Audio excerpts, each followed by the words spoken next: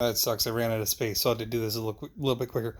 So we'll have to talk to the owner about some general maintenance. One of the things is removing this pre-screen for the radiator. We're going to take this out tomorrow or Friday, depending on how that weather is. The other thing too that we need to talk to him about is the pre-screen. You need to pull this every once in a while, wash that. I feel like I tell everybody that, but maybe I'll start putting that in my documentation. The air filter, of course you can't tell because I got the light on. Air filter looks good. I mean, I think we could probably just use a pre-screen in that, in my opinion, or I could soap that up and wash it out. I think we can save the $15 or whatever it is, $20, because that looks like a good air filter. But I'll let the owner make that decision. The trans fluid I already pulled. We won't pull it again because I'm running low on disk space on this phone, but it is clear, looks good. We'll change that though. One thing I do need to talk to him about as well, another thing I should say I need to talk to him about is the coolant. We're going to change the coolant on this because it's supposed to be done biannually or at the hour meter reading. We'll change the fuel filter. Did that last time it was in here. I think it just topped off the coolant. I have Cool Guard already, but we'll get another gallon because I know how that goes. We're going to try to go ahead and get some of that debris out of there. I already stuck my finger in here twice, but just want to point out what happens.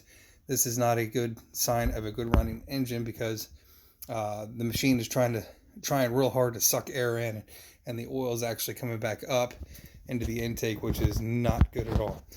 That'll wear down your engine real quick. So a couple maintenance things we'll need to talk to the gentleman about. And then we'll grease all the fittings that we can find. There's a lot of them on this unit. I mean, at least there are fittings on this unit to grease. And then we'll also grease the guy back there. And we'll change that filter.